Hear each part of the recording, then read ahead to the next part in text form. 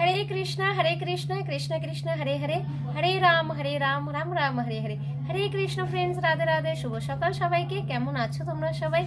आशा करছি সবাই খুব ভালো আছে। রাধা মাধব গুরু গৌরাঙ্গী কৃপায় আমিও খুব ভালো আছি। তো আজকে আমরা পাঠ করব পরম পুরুষোত্তম ভগবান শ্রীকৃষ্ণের মুখ নিঃসৃত বাণী শ্রীমদ্ ভগবদ গীতা যথাযথ প্রথম অধ্যায় বিষাদ যোগের 43 নম্বর শ্লোক পাঠ করব। এই শ্লোকের মধ্যে ভগবান কি বলছেন সেটা নিয়ে আমরা বিস্তারিতভাবে আলোচনা করব। সবাই সাথে থেকো। তো চলো কথা না বাড়িয়ে আমরা গীতা পাঠ শুরু করি, সংক্ষেপে মঙ্গলাচরণ করে। শ্রী শ্রী মঙ্গলাচরণ। ওম অজ্ঞানতিমিরান্ধস্য জ্ঞানাঞ্জনশলাকয়া চক্ষুরান্মিলিतं येन तस्मै श्री गुरुवे नमः।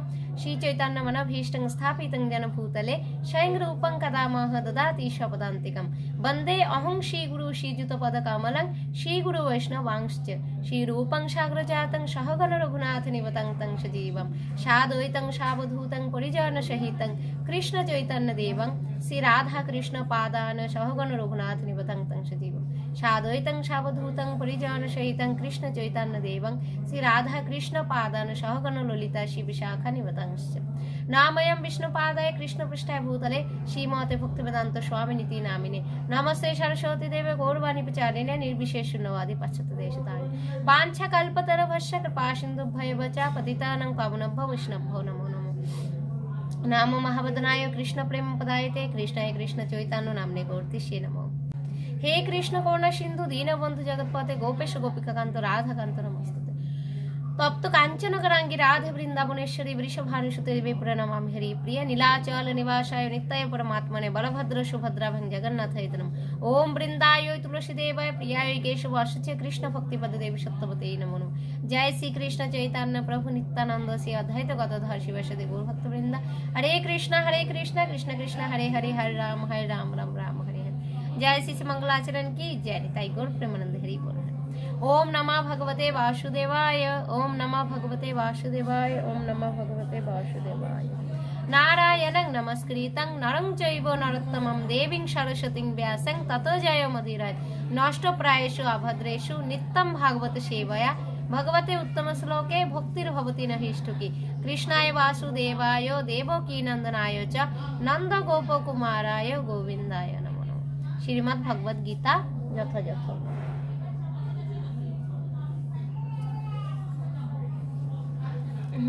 তো আগের ভিডিওটা যারা দেখোনি গিয়ে অবশ্যই দেখে নিও, কারণ আগের ভিডিওতে যে শ্লোক দুটো পাঠ করা হয়েছে খুবই গুরুত্বপূর্ণ শ্লোক ছিল।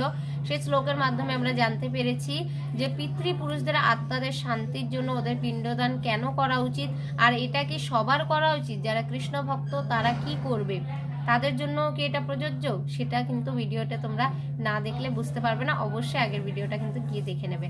তো আজকে আমরা শ্লোক নাম্বার 43 পাঠ করব। আমার সাথে সাথে তোমরাও বলবে শ্লোকটা। আর তিনটে শ্লোক 46 নম্বর শ্লোক পর্যন্ত আছে বিষাদ যোগ, তারপরে এই যোগটা শেষ হয়ে যাবে। তো আজকে আমরা এই অধ্যায়টা শেষ করব, ঠিক আছে? তো সাথে থেকো। শ্লোক নাম্বার 43। উৎসন্ন কুল ধর্মানাং মনুষ্যানাং জনার্দনম নরকে নিয়তং বাসো ভবতি অত্তু সুশ্রমম। উৎসন্ন কুল ধর্মানাং মনুষ্যানাং জনার্দনম নরকে নিয়তং বাসো ভবতি অনুশুশ্রমম। উৎসন্ন মানে বিনষ্ট, কুল ধর্মানাম মানে যাদের কুলধর্ম আছে তাদের, মনুষ্যনাম যে সমস্ত মানুষের, জনার্দন মানে হে কৃষ্ণ, নরকে মানে নরকে, নিয়তম মানে সর্বদা, বাসো মানে অবস্থিতি, ভবতি মানে হয়, ইতি মানে এইভাবে, অনুশুশ্রম মানে আমি পরম্পরাক্রমে শ্রবণ করেছি। অনুবাদ অর্জুন বলছে, হে জনার্দন, আমি পরম্পরাক্রমে শুনেছি যে যাদের কুলধর্ম বিনষ্ট হয়েছে তাদের নিয়ত নরকে বাস করতে হয়। তাৎপর্য শ্লোকপাত কি জয়। অর্জুনের সমস্ত যুক্তিতর্ক তার নিজের অভিজ্ঞতার উপর প্রতিষ্ঠিত নয়, পক্ষান্তরে তিনি সাধু সন্ত আদি মহাজনদের কাছ থেকে আহরণ করা জ্ঞানের ভিত্তিতে এই সমস্ত যুক্তির অবতারণা করেছিলেন। সেটি প্রকৃত জ্ঞান লাভের পন্থা। প্রকৃত জ্ঞান উপলব্ধি করেছেন যে মানুষ তার তত্ত্বাবধানে শিক্ষা লাভ না করলে এই ধরনের প্রকৃত জ্ঞানের স্তরে উন্নীত হওয়া যায় না। বর্ণাশ্রম ধর্মের বিধি অনুসারে মানুষকে মৃত্যুর পূর্বে তার সমস্ত পাপ মোচনের জন্য কতগুলি প্রায়শ্চিত্তের বিধি পালন করতে হয়। যে সব সময় পাপ কার্যে লিপ্ত থেকে জীবন অতিবাহিত করে তার জন্য এই বিধি অনুসরণ করে প্রায়শ্চিত্ত করাটা অবশ্য কর্তব্য। প্রায়শ্চিত্ত না করলে তার পাপের ফলস্বরূপ মানুষ নরকে পতিত হয়ে নানা রকম দুঃখ কষ্ট ভোগ করে।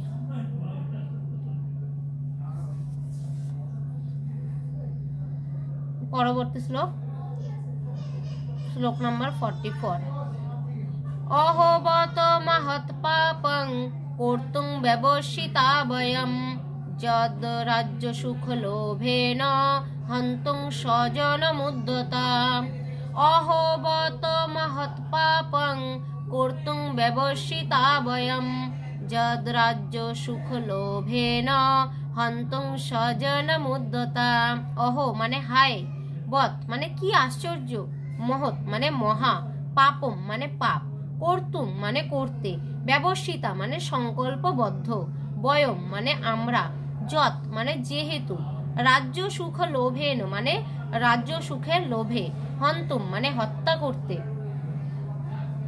স্বজনম মানে আত্মীয় স্বজনদের, উদ্যতা মানে উদ্যত।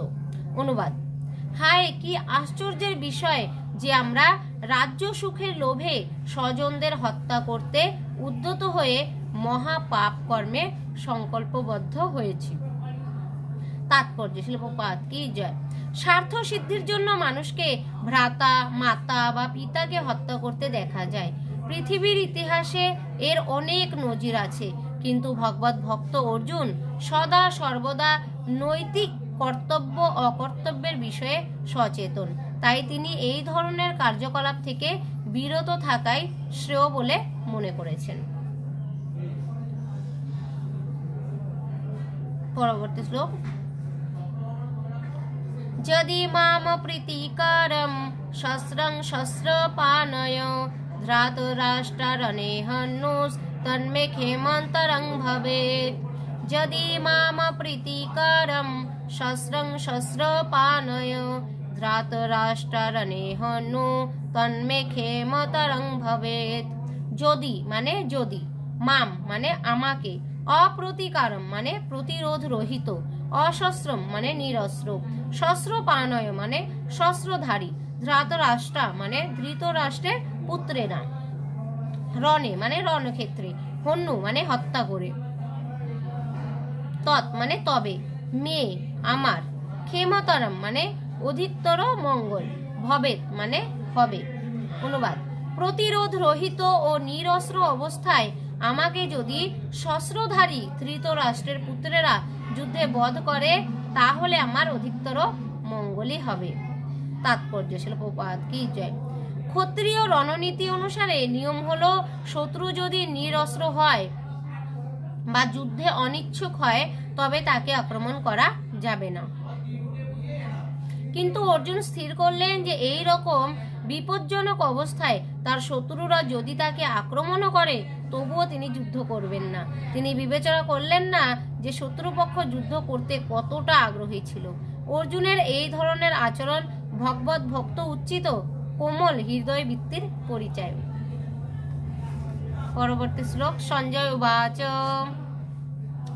এব মুক্তার্জুন সংখ্যে রথোপস্থোপাবিশৎ বিসৃজ্য সশরং চাপং শোকশাগ্বিঘ্নমানসম। সঞ্জয় উবাচ এব মুক্তার্জুন সংখ্যে রথোপস্থোপাবিশৎ বিসৃজ্য সশরং চাপং লোকসংবিঘ্নমানসম। সঞ্জয় উবাচ সঞ্জয় বললেন, এবং মানে এভাবে, উক্তা মানে বলে, অর্জুন মানে অর্জুন, সংখ্যে মানে যুদ্ধক্ষেত্রে, রথোপস্থে মানে রথের উপর, উপাবিশৎ মানে উপবেশন করলেন, বিসৃজ্য মানে ত্যাগ করে, সশরম স্বরযুক্ত, চাপম ধনুক, শোক শোকের দ্বারা, সংবিঘ্ন মানে মুহ্যমান, মানস মানে চিত্ত। অনুবাদ: সঞ্জয় বললেন, রণক্ষেত্রে এই কথা বলে অর্জুন তার ধনুর্বাণ ত্যাগ করে শোকে ভারাক্রান্ত চিত্তে রথোপরি উপবেশন করলেন। তাৎপর্য শিলপ্রপাত কি জয়। শত্রু সৈন্যকে নিরীক্ষণ করতে অর্জুন রথের উপর দাঁড়িয়েছিলেন, কিন্তু তিনি শোকে এতই মুহ্যমান হয়ে পড়েছিলেন যে তার ধনুক পরিত্যাগ করে তিনি রথের উপর বসে পড়লেন। এই ধরনের দয়ালু ও কোমল হৃদয়বৃত্তি সম্পন্ন ভগবত ভক্তই আত্মতত্ত্ব জ্ঞান লাভ করার যোগ্য। ইতি কুরুক্ষেত্রের রণাঙ্গনে সেনা পর্যবেক্ষণ বিষয়ক বিষাদ যোগ নামক শ্রীমদ্ ভাগবত গীতার প্রথম অধ্যায়ের ভক্তি বেদান্ত তাৎপর্য সমাপ্ত হলো। তো এই শ্লোকের মাধ্যমে আমাদের প্রথম অধ্যায় বিষাদ যোগের 46 শ্লোক আমাদের পাঠ হয়ে গেল। প্রথম অধ্যায় আমাদের শেষ হলো। আগামী ভিডিওতে আমরা দ্বিতীয় অধ্যায় সাংখ্য যোগ নিয়ে স্টার্ট করব। তো এই শ্লোকের মধ্যে এই অধ্যায়ের মধ্যে আমরা দেখতে পেলাম যে অর্জুন ভগবান শ্রীকৃষ্ণকে বলছেন, যেহেতু কৃষ্ণ অর্জুনের সারথি হয়েছিলেন, নিজের ভক্তের জন্য নিজে সারথি হয়েছিলেন, তো অর্জুন যখন বলল যে দুজনের কুরুক্ষেত্রে যে যুদ্ধের মিডল পয়েন্টটা আছে, মাঝখানে সীমান্ত, ওইখানে তুমি নিয়ে চলো রথটা, আমি দেখতে চাই কারা কারা যুদ্ধ অভিলাষী হয়ে এখানে এসেছে। তো যখন উনি রথের উপরে দাঁড়িয়ে দেখলেন যে সবই তো শত্রু, উনি কাউকেই দেখতে পাননি, উনি দেখলেন সব আমার আত্মীয় স্বজন, ভাইরা, দাদারা, গুরু, তারপরে দাদু, ওরা সবাই রয়েছে। তো তখন অর্জুন খুবই ভেঙে পড়লেন, মায়ার জালে পড়ে গেছেন যে আত্মীয় স্বজনকে আমি কিভাবে হত্যা করব। তাই বিভিন্ন রকমের ভগবানকে কথা বলছেন যে এর থেকে আমি বনে গিয়ে আমার লাগবে না, এই ধন সম্পদ, এই রাজ্য লাগবে না, তার থেকে আমি জঙ্গলে গিয়ে বাস করব, তবু আমি এদেরকে হত্যা করব না। তো যেহেতু ভগবত ভক্ত ছিল অর্জুন, তার জন্য কারো ক্ষতি উনি কোনোভাবেই করতে চাননি। তা থেকে নিজে কষ্ট পাবো তবু আচ্ছা, কিন্তু কাউকে আমি হত্যা করব না। তো দেখা যাক পরবর্তী অধ্যায়ে ভগবান শ্রীকৃষ্ণ কিভাবে বোঝান অর্জুনকে। তো সবাই কিন্তু অবশ্যই আমার সাথে যুক্ত হয়ে থাকবে। এই ভগবত গীতাটা কিন্তু আমাদের পুরোটা একসঙ্গে পাঠ করতে হবে, ঠিক আছে? একসঙ্গে শ্রবণ করতে হবে, একসঙ্গে এই জ্ঞানের উপলব্ধি করতে হবে। যে ভগবত গীতাটা কিন্তু অবশ্যই আমাদের প্রতিদিনই পাঠ করা উচিত, অন্তত প্রতিদিন না হলেও একদিন অন্তর অন্তর, যতটা সম্ভব অন্তত একটা শ্লোক করে পাঠ করা উচিত।